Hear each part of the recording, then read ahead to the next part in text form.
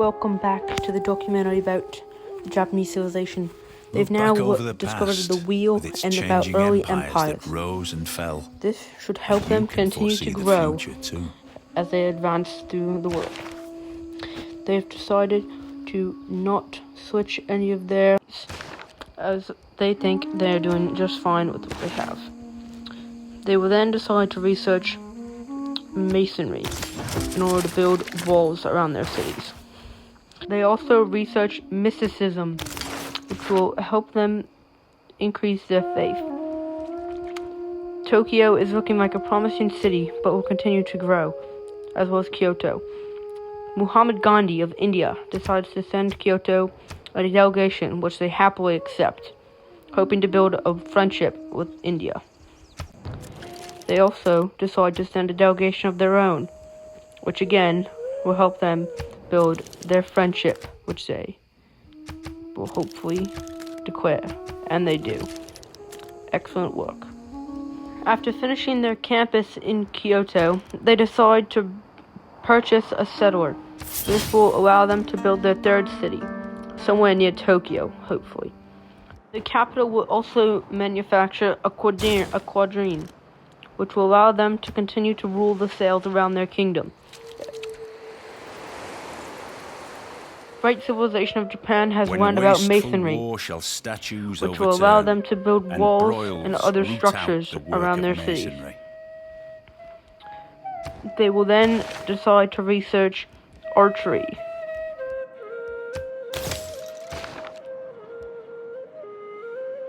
The mysticism was completed. It gave the Japanese people more options for policy, but they have decided not to enact any of them, as they believe their current policies are best suited for right now. Next, they will decide to research and poetry, as they hope to increase their culture around the globe. They have earned another city-state point and have decided to use it on Kandy.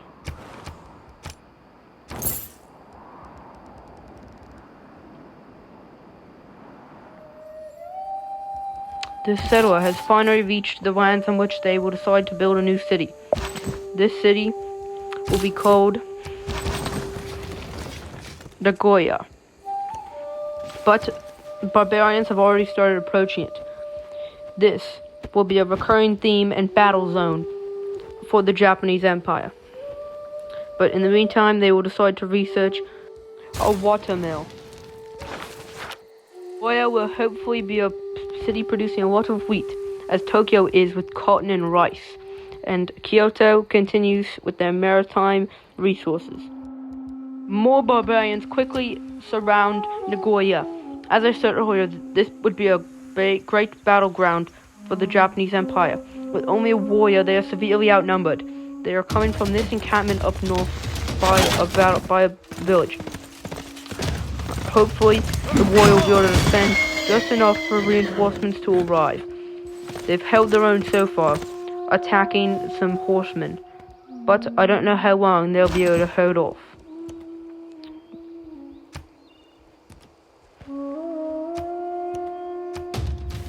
They do end up getting themselves a kill here. The Japanese archer, who is currently encamped in Nagoya, has a decision to make. They could either attack the crossbowmen or the horsemen, and they decide to attack the horsemen, as now, if he attacks any of the other Japanese warriors, they will be a victory.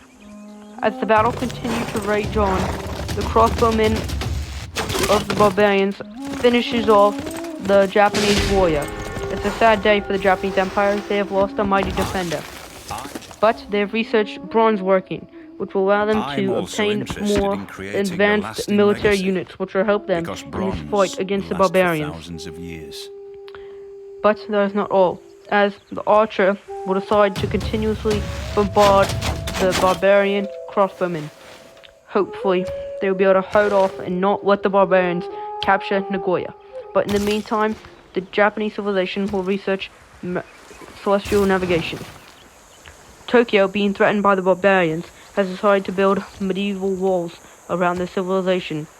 This will protect them greatly. Tokyo, at a population of 7, continues to grow and expand, with tea, rice, and other maritime resources in their borders.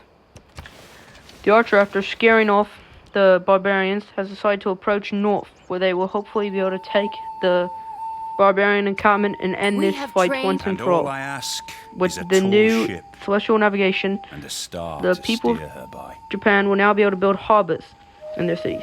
And with the cordon being finished, they'll be able to help attack the barbarians from the seas. Next, the Japanese people will decide to research currency, which will help them trade and grow economically. As the Japanese people's faith continues to grow, in not just their leader, but in religion as well, they have decided to select a pantheon, which will be oral tradition, as they have quite a lot of cotton and silk and sugar near their cities. This will also allow them to get +1 culture from all of these resources, which will allow them to continue pressing forward on making their culture the most dominant in the world. There are currently 2 religions, Catholicism and Buddhism at the moment, in 700 BC.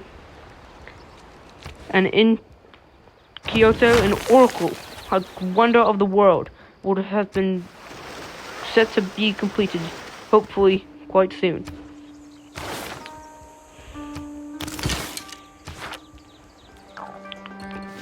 The Empire of Japan has decided to research more governments, which will allow them to increase their number of policies.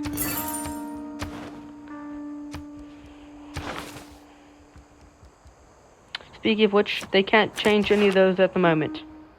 Bring you happiness. But they have Well, at completed least money. their knowledge of currency, If it does not bring which will you allow them to happiness, build markets well, at and least other I'll be miserable in currency-based things. The cordon, able to bombard an enemy horseman, does so. This bombardment lowers the horseman quite a lot, and he is basically on life support. This also allows the archer to get a promotion, which will allow them to continue fighting on. The Japanese people have decided to research horseback riding, as it seems it is very valuable in combat, as the barbarians have of this, and is being quite a nuisance to the Japanese people. More troops are being sent up to join the fight. Hopefully, they'll be able to squash this little barbaric village.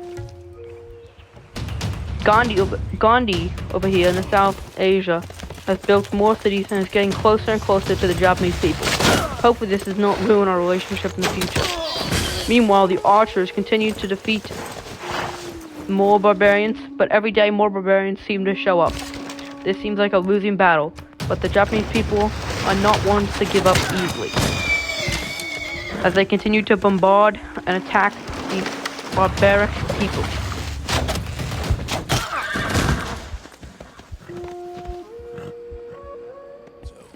But political philosophy has been accomplished, and this gives the Japanese Empire a big decision to make. Which government do they want to go for? Oligarchy, classical republic, or autocracy? I believe it looks like they're going to go to an autocracy. Hopefully this is the right decision. This allows them to update their policies, giving them charismatic leader, and literary tradition.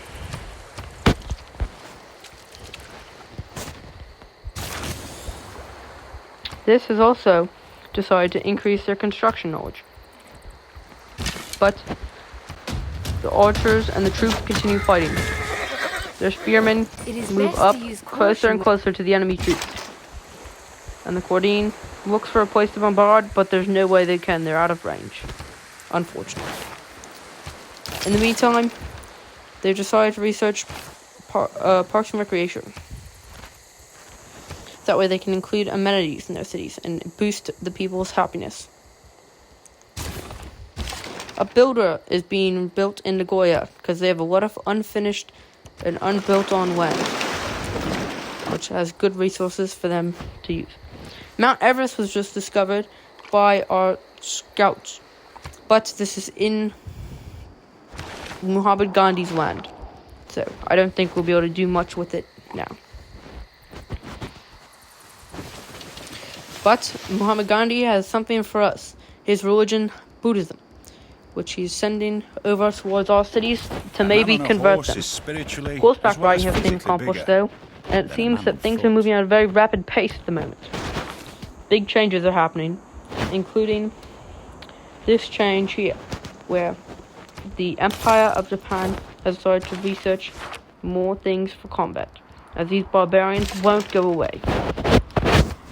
The Quadine still being out of range, it is up to the spearmen to attack, but he's fighting a losing battle as he will not get a victory against any of these people.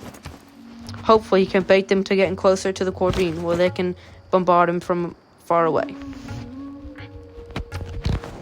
New policies are being enacted, and it's +5 unit combat towards the barbarians, as they continue to be a nuisance.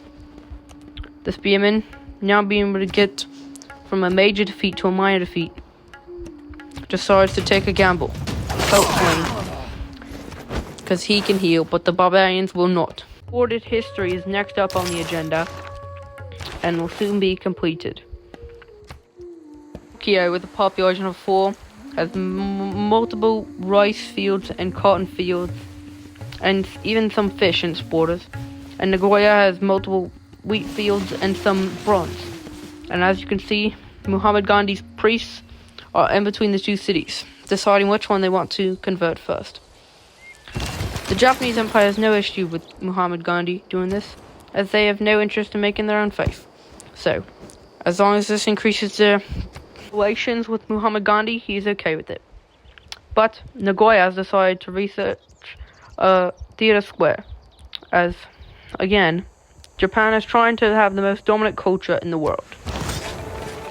The spearmen getting low on HP has decided to heal up a little bit, and the builder being completed in Nagoya means that they can finally start creating some wheat fields.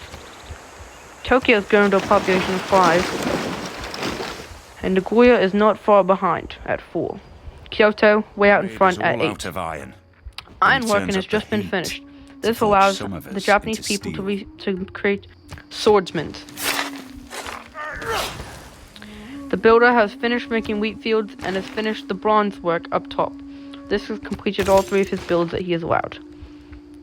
Technology continues to advance as we are approaching AD, as it is 225 BC. Kyoto has told Tokyo to buy a builder, as they need to increase their things as well. And as you can see, the Oracle is getting close to being completed, as engineering was just finished as well. This builder, after building some fishing boats, will now build a cotton field in the north. One barbarian has come too close to the Quadine and has decided to get bombarded, and this new horse chariot has decided to finish him off. Excellent teamwork there from Japan. Nagoya is at 5 now, Kyoto still at 8, and Tokyo now at 6. These populations are really growing fast. I've lived through some Recorded terrible history has things been in my completed. life, some of which actually happened. The battle rages on in modern-day Manchuria, as the horse chariot finishes off another barbarian. Next up on the agenda is more wall building, as the cities are paranoid from the barbarians. And if any barbarian gets too close, they will get attacked by the city's walls and defenses. More city-state points have been unlocked, and they have decided to send it towards a culture city-state. As once again, the culture is victory is what Japan is going for in this playthrough. That's the city-state that we just spent points to becoming the Suzerain. And so now, as we get one last look of the capital and its buildings before we end this episode of this documentary, we can see that the Japanese civilization has grown quite a lot since the beginning of this episode and since the beginning of their time. The battle continues to rage on. Hopefully it will end soon. Sayonara.